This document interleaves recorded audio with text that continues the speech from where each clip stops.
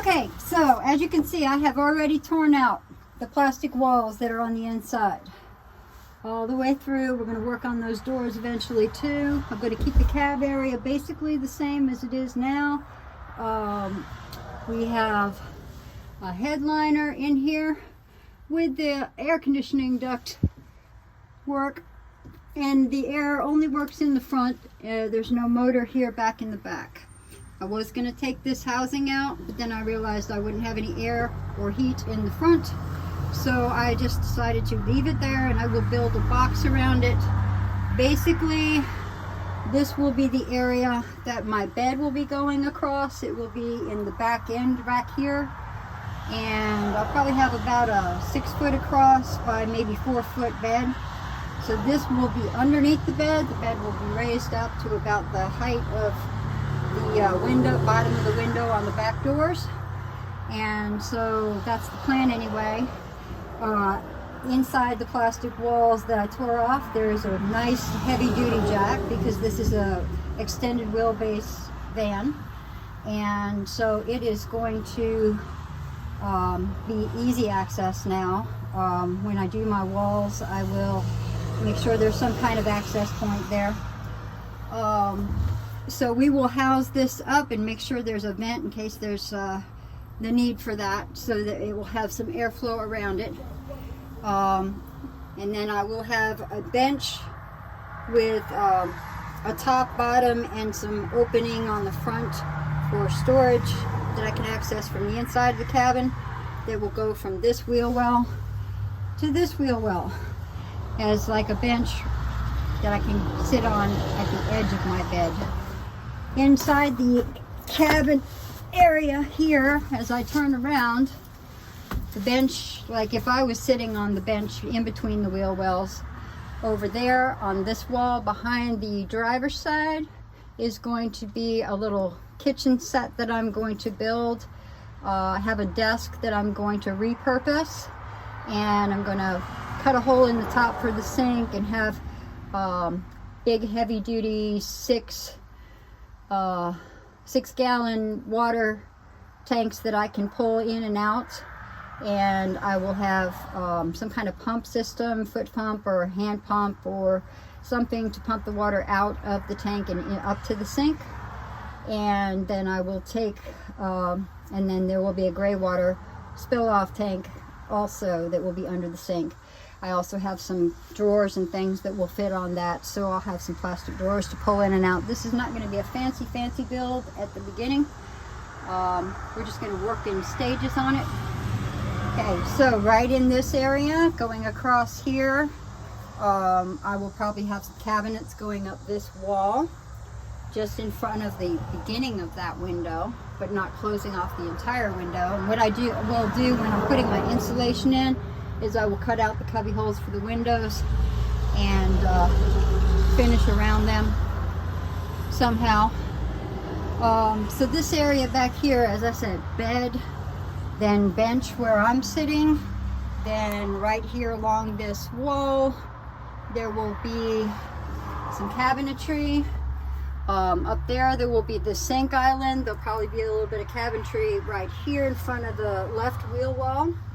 I will put some shelves on the back doors so that when they're closed up, they will be accessible from the right side of my bed.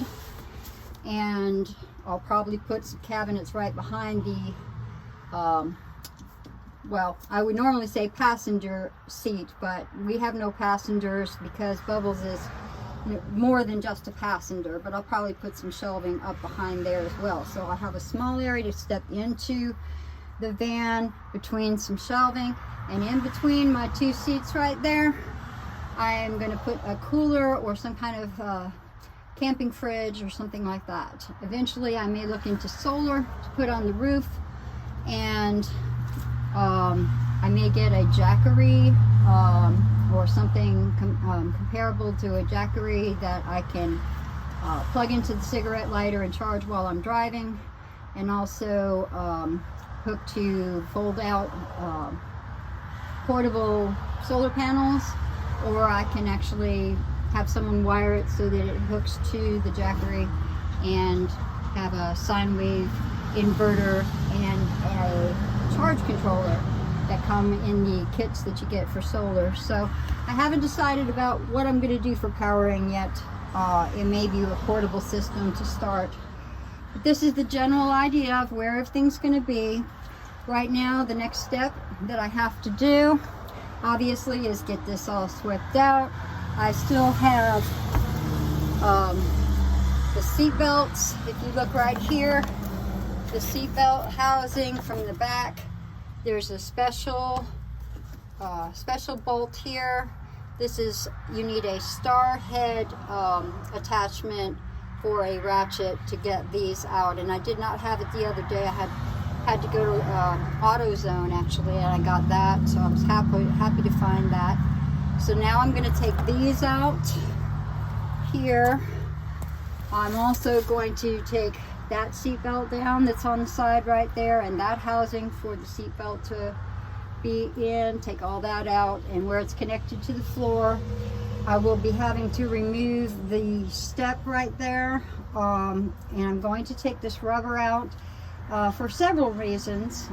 First of all, I think I can do a better job on flooring, and I would like to inspect the actual bare metal that's down below it to make sure that there's not any major problems with rust or anything. I'm also going to be doing fiberglass patching over holes that were left in the floor from the seat belts, where the seat belts attach. If you look right here, you see this big hole. Well, that hole goes all the way through, and you can see the street through there. So we definitely need to do that. So when I take the rubber up and I take the wood up and everything, and I get down to the bare metal, I'm gonna clean everything out really good. Then I have some prep work that has to be done before we put fiberglass kit patches on there. You let them cure and dry. After you get that done, you can touch it with Bondo, or I may at that point decide that it's okay. I will paint over it with some Rust-Oleum to protect it so it won't be rusting in the future from water that splashes up underneath. And you need to worry about that when you have exposed metal. So I'm going to be doing that, and then when all that prep is done and everything is all cleaned out in here, I will begin on the layers of insulation. Planning on putting in some sound deadening insulation that I saw at Lowe's yesterday. This is old insulation. That's the Ergo insulation that you can also buy at Lowe's. I saw some in a package yesterday when I was at Lowe's, but this was what was in here from before. So that's going to be all removed. Bubbles, don't be getting near that insulation, because I'm sure that's not something you want to eat. But anyway, that's general plan. I got a lot of work ahead of me, but it's a labor of love, and I'm going to have a good time with it. So I thought I'd bring y'all along on the journey. Maybe I'll have some tips, or maybe I'll make some mistakes and learn some things that I can pass on to all of you in case you ever decide you would like to do something like this for yourself. So stick with me on the journey. I'm gonna have some time lapses where you'll see me just working, and there will be no commentary. Nope, Bubbles is taking advantage of that water already. She has a problem with her legs, so she has a little bit bending problem in the back area, so she may look a little odd to y'all, but I love her to death, and I take real good care of her. So we'll see you on the next journey. I think I'm going to stop this video. The next one will be time lapse of me doing some work, and Bubbles hanging out and being my helper. So we'll see you all in the next video. Thanks for listening, and don't forget to share, like, and subscribe. Love you guys. Bye.